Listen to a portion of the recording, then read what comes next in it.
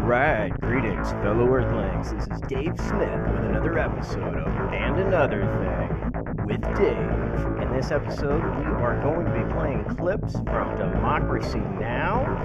With Amy Goodman from today, May 4th, 2021. And we will also be playing clips from her guest, Raoul Peck, who wrote a book recently, Exterminate All the Brutes. And it's a fantastic program. I suggest you listen to the program in depth, and it just basically clarifies the real history, not what I was taught in school. Columbus didn't discover anything. He was completely lost. He was on the wrong side of the world. He was a genocidal maniac, and it was also sanctioned by the Catholic Church. So this was the beginning of that manifest destiny, right? The Haitian, and one thing I didn't know, the Haitian Revolution was amongst the first of the revolutions in the 18th century, and not publicized because it was a slave revolt revolution that was successful. So, yeah, they did not want that knowledge spreading. But anyway, with no further ado, let's get into it. Exterminate all the brutes. Exterminate All the Brutes. That's the title of an epic new sweeping series by the Haitian filmmaker Raoul Peck about colonialism, white supremacy, and genocide. I want to go to another clip from the second episode in the series where Raoul Peck, he is the narrator of this series, explains what happened after Columbus arrived in what is now Haiti, where Raoul Peck was born. So this part's fascinating, and he starts breaking down the history. So here we are, Democracy Now!, fabulous show. If you're not familiar, it's KPFA 94.1 FM. You can find it online, streaming. They also air Democracy Now! On a number of different television stations, but you can always find it streaming online or on the FM dial at 94.1 KPFA in Berkeley. Instead of the bustling ports of the East Indies, Columbus came upon a tropical paradise populated by the Taino people, what is now Haiti. Then, from the Iberian Peninsula, came merchants, mercenaries, criminals, and peasants. They seized the land and property of indigenous peoples and declared the territories to be extensions of the Spanish and Portuguese states. These acts were confirmed by the monarchies and endorsed by the papal authority of the Roman Catholic Church. That's more or less the official story. And through that official story, a new vision of the world was created. The doctrine of discovery. Yeah, that's right. The doctrine of discovery, of manifest destiny, go forth and conquer. This is all put here for you by God. And God doesn't care about, people other than you, right? That's where the narrative goes so crazy, right? What I wanted to do a podcast on American exceptionalism, and then I heard this story. So this is a perfect lead-in to talk about American exceptionalism, right? Because we're taught this myth of, Columbus was the white guy. Oh, he was a hero. Oh, no, he was a discoverer. He was a hero. He was a brave conquistador. We give it a nice clean name, right? Conquistador. He went conquered, raped, and pillaged. He chopped off people's hands if they would not show him, if he would not bring them treasure, if he would not bring him to where their treasure was. If they couldn't, find a source of gold or something, he would start chopping people's hands off. He was an absolute brute. He should be looked at as a psychopath and sociopath that would do anything for money, not idolized, not put up on a pedestal, and certainly the bastard should be wiped out of our textbooks and history books, because all he does is glorify and perpetuate the mentality that enabled slavery to exist and to go on for so damn long. So it's time we come correct with this. I don't know, I'm not into like pulling down statues and this and that, but we could change it. We could put a plaque at the bottom and be like, this was a slave owner. This was correct the history. So we don't have to idolize them. We can have statues of people who are bastards and look at them and go, oh, that's right. We don't want people to, like that to rise to power again, do we? We better keep that in check. Huh? Right? But so that's the downside to whitewashing history is if you make everything PC for today, then there's no historic record of all the horrible atrocities that happen, right? So where do you draw the line? Anyway, Amy Goodman goes on another little rant right here. Let's hear from her. I love her. That's a clip from Exterminate All the Brutes, the 18th century known as the Age of Revolutions. But we often associate this time with the American Revolution or the French Revolution, not the Haitian Revolution, which was led by black slaves, the first country in the Western Hemisphere to be born of a slave uprising. You say, Raoul Peck, the only revolution that materialized the idea of enlightenment, freedom, fraternity, and equality for all. Haiti becomes a republic, and the U.S. Congress would not recognize it for decades, fearful that the fact that Haiti was born of a slave uprising would inspire the enslaved people of the United States to rise up as well. Can you talk about the erasure of the... So then she just says, can you talk about the erasure of the Haitian Revolution? And it's amazing. So exactly, they didn't want slaves here to rise up. So here we're perpetuating this myth of land of the free, home of the brave, every man created equal, as long as you are a man and have white skin, right? Because women couldn't own land, women couldn't vote. Same with, people of color, right? And then here Haiti goes through their own revolution, becomes a democracy, and we want to put an end to that. Not only did we not support it, we tried to overthrow them and sanction them many, many, many, many times. Anything but support. So that just goes to show the hypocrisy that is American exceptionalism, right? So if you're waving your flag about something, there's 10 other things that I think you should be more concerned about. Anyway, I'm not putting down anybody that's waving a flag. I'm just saying, when you're celebrating being from one place, you're basically flipping off everybody that's not from there. So can't we all just get along? We're all members of this planet Earth. We're all citizens of planet Earth, and we should start there, right? Nationalism has no place. We know what nationalism leads to. It leads to a nationalistic fervor, better than thou, and then war. And we don't need another world war. And we don't need a bunch of Americans thinking, waving a bunch of flags around as our military's going and blowing up the world for the last 20-something years. We need to rein that in. So, check yourselves. We're not exceptional. America's the only, the United States, I hate it when people call it America, because there's North America, which is the United States and Canada and Mexico, Central America, which is, all the Central American countries and part of Mexico, and then South America. So America's a huge continent.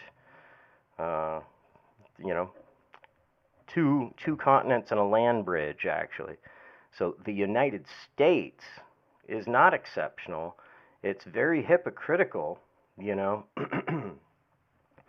We give foreign aid to all different kinds of countries, but we don't help our own people. We've got 50,000 homeless people in the city of Los Angeles in the middle of a worldwide pandemic. In the middle of a worldwide pandemic, the United States does not have universal health care for its citizens. Only industrialized country, we don't have health care. Our government does, that the taxpayers pay for. But We, the citizens, don't. Awesome, right? Yeah, we're that duped. We're that duped. We pay for our government to have what they won't give us.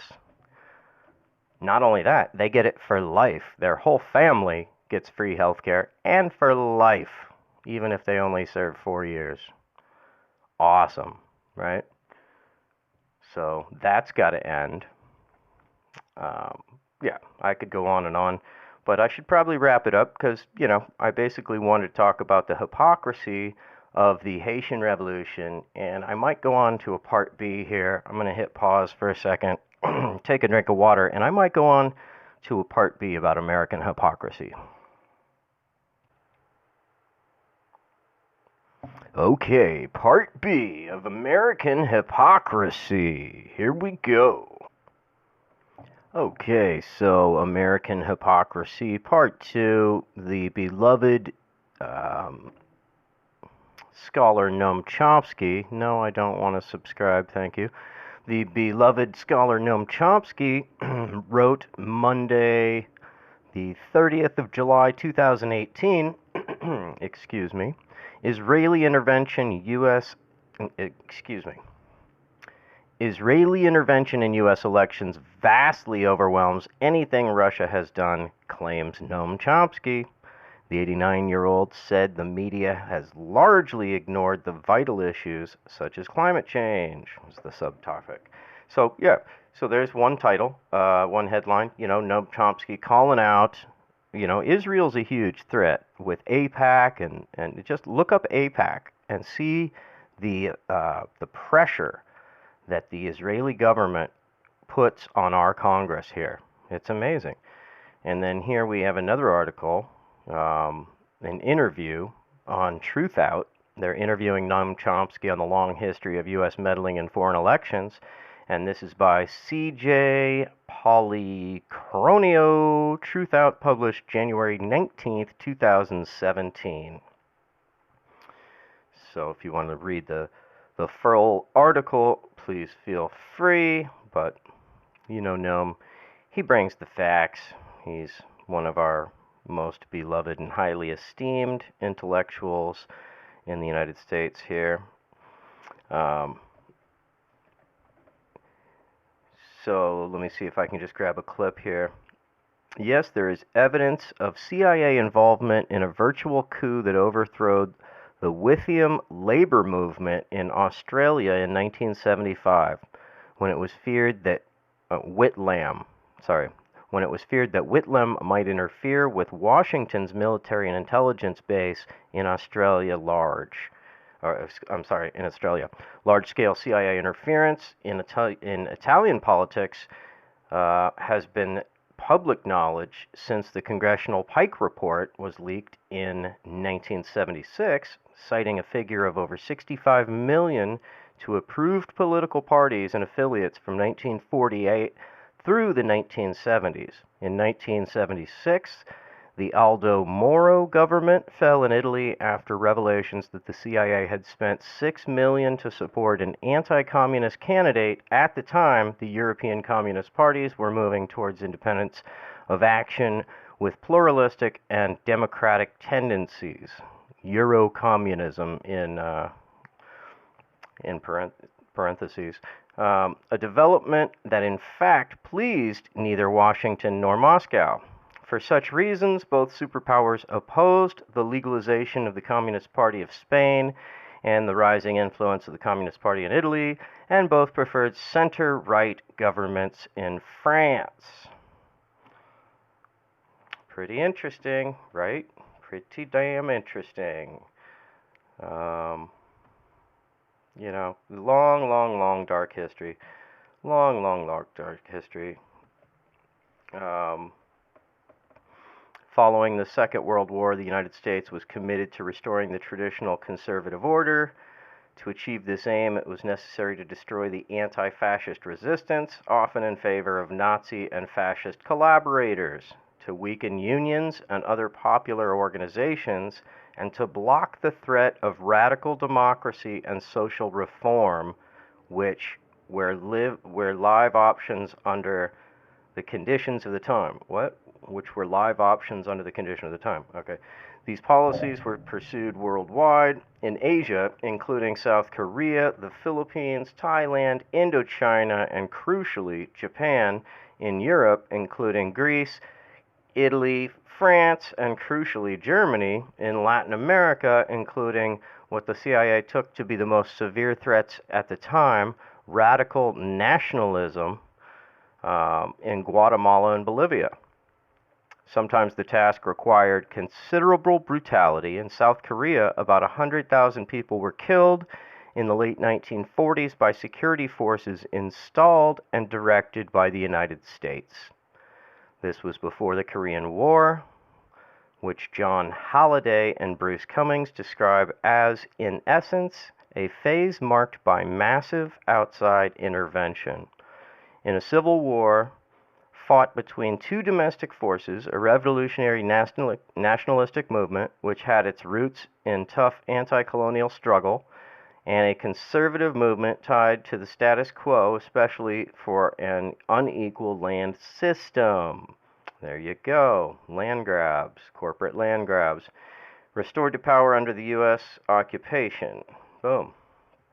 Yep. In Greece, in the same years, hundreds of thousands were killed, tortured, or imprisoned, or expelled in the course of a counterinsurgency operation organized and directed by the United States, which restored traditional elites to power, including Nazi collaborators. Wow. Are you digging this? I mean, are you getting this? You're not digging it. I'm not digging it. But wow, including Nazi collaborators, and suppressed the peasant and worker-based communist-led forces that fought the Nazis. Wow. Wow. So we put down a grassroots movement of people who fought the Nazis in favor of Nazis.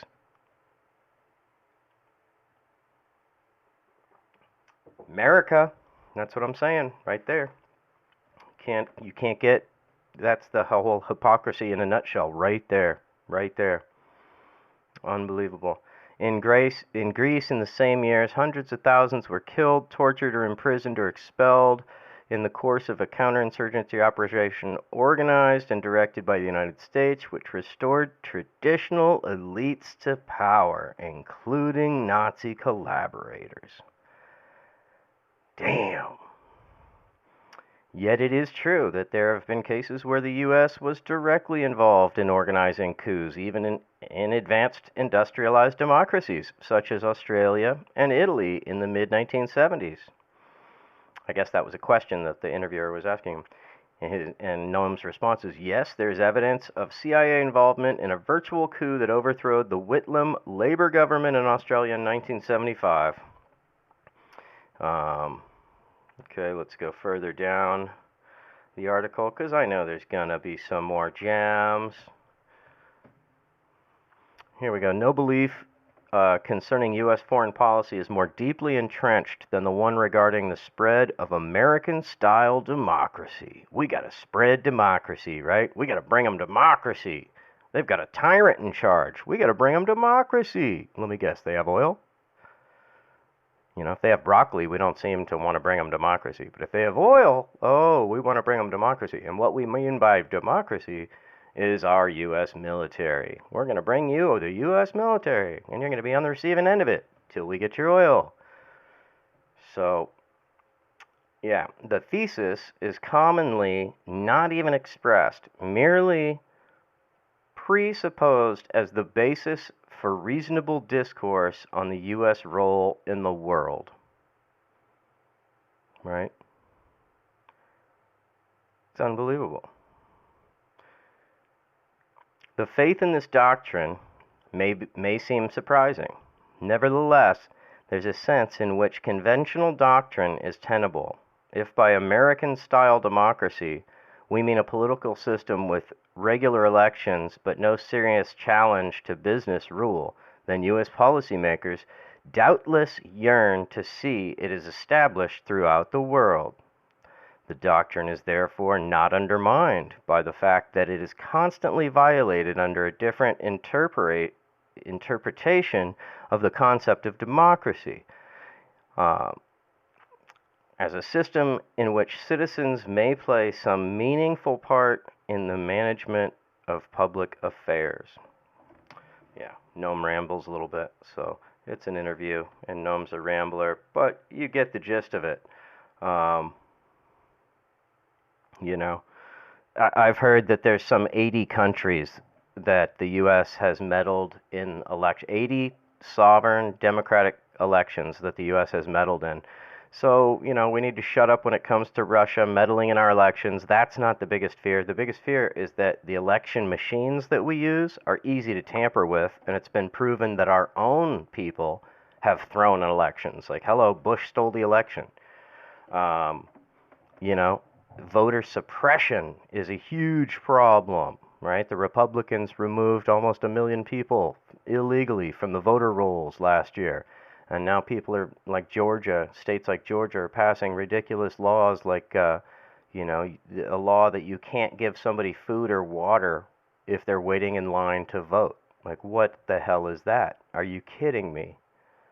And then Oklahoma put another law on the, measure on the ballot that would make it legal for you to run somebody over if you fear for your life fleeing a protest. So basically, you can run over protesters. Wow. So, American hypocrisy. Do as we say, not as we do, or we will frickin' nuke you, right? So, yeah, that's what it is. That's pretty much what it is. And on that note, I think I'm going to wrap it. But, thanks to our new listeners in a number of different countries. I want to pull up, I believe I'm now on Amazon Music. I'm now on iTunes. Yep, as well as, the usuals. As well as, Spotify, Apple Podcasts, Google Podcasts, and a number of others. Yeah, so we've got some new listeners from India, Canada, Ireland, the UK, Australia, Germany, Sweden in the house. I'm part Swedish, 1/6, I believe. Russia, what's up? Indonesia, Denmark, Pakistan, Czech Republic, Portugal, New Zealand, Romania, Nepal, Bahrain, France, Norway, Brazil, Bangladesh, Nigeria, Finland, Thailand, Belgium, Poland, and the Netherlands. Oh my God, and a bunch more. Singapore, Greece, Mexico, Cayman Islands, Spain, Austria, Hungary, and Israel. What's going on, people? Thank you so much for tuning in. You can also check out my live podcast on the Stereo app. It's stereo.com. And my handle on Stereo is and another thing. Otherwise, I will talk to you folks soon. Stay vigilant and keep fighting.